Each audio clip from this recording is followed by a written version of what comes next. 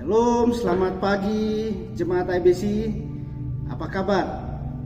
Jumpa lagi di acara Embun Surgawi. Pada pagi hari ini Bapak Ibu, kita akan mendengarkan firman Tuhan. Kita merenungkan firman Tuhan. Sebelum dari itu, saya mengajak Bapak Ibu Saudara untuk kita berdoa terlebih dahulu. Kita berdoa. Bapa di surga, kami mengucap syukur untuk kebaikan Tuhan bagi kami. Pada pagi hari ini kami sudah bangun dengan keadaan tubuh yang sehat. Kami akan memulai aktivitas kami, pimpin kami, sertai kami, lindungi kami sepanjang hari ini dengan seluruh tugas tanggung jawab yang Tuhan percayakan kami lakukan. Terpuji-pujilah namamu, di dalam nama Tuhan Yesus kami sudah berdoa dan mengucap syukur, haleluya, amin. Baik Bapak Ibu Saudara, ada sebuah cerita, ada dua pulau. Nah, pulau yang satu, yang sebelah ini, sebelah kanan, itu ada manusia, isinya adalah banyak orang di sana, ada manusia, ada kehidupan di sana. Nah, pulau yang satu ada binatang buas, semua binatang buas itu ada di pulau tersebut.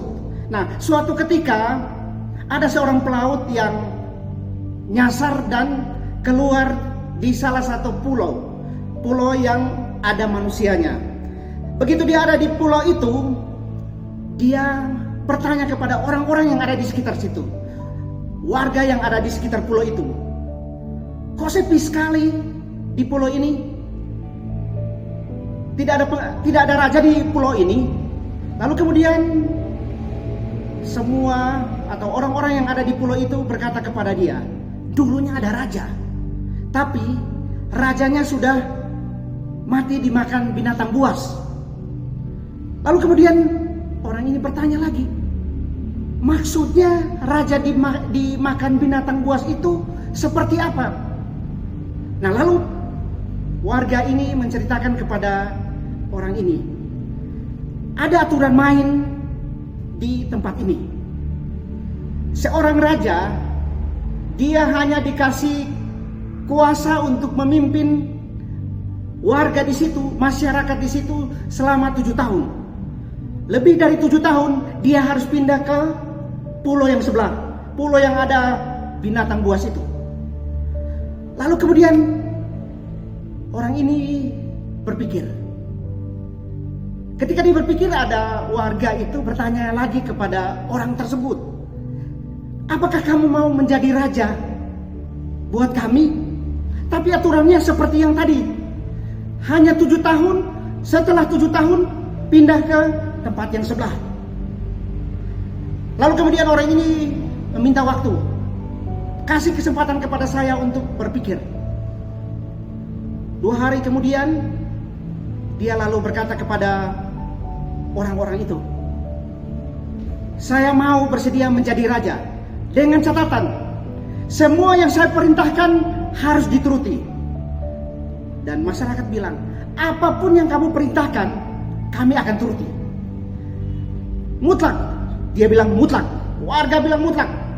Ketika kamu menjadi raja, apapun yang kamu perintahkan kami akan mengikuti. Itu kan wewenang raja.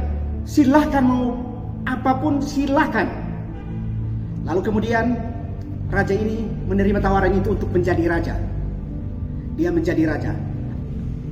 Aturan yang pertama dia lakukan adalah, yang pertama dia perintahkan, ketika dia memimpin, dia perintahkan semua tentara yang ada di pulau itu bunuh semua binatang buas yang ada di pulau sebelah. Itu perintah pertama.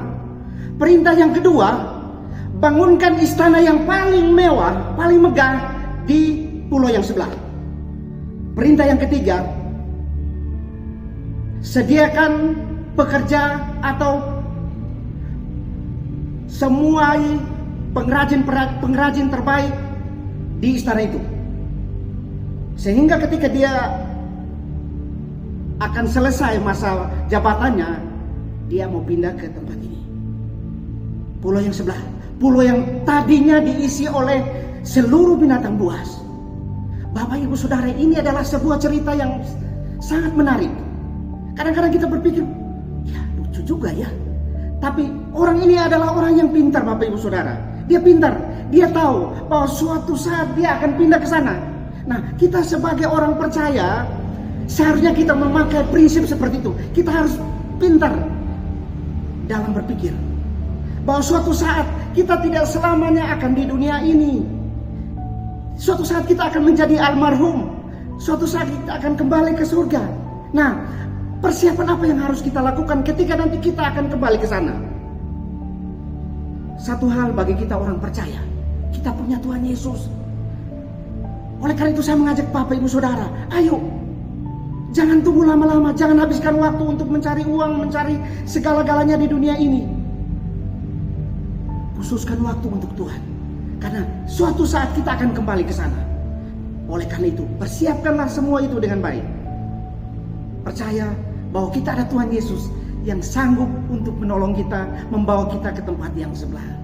Dan ketika kita ada di tempat sebelah, kita hidup dengan damai, karena kita hidup bersama dengan Tuhan Yesus. Demikian firman Tuhan. Kiranya firman Tuhan ini memberkati kita semua. Haleluya.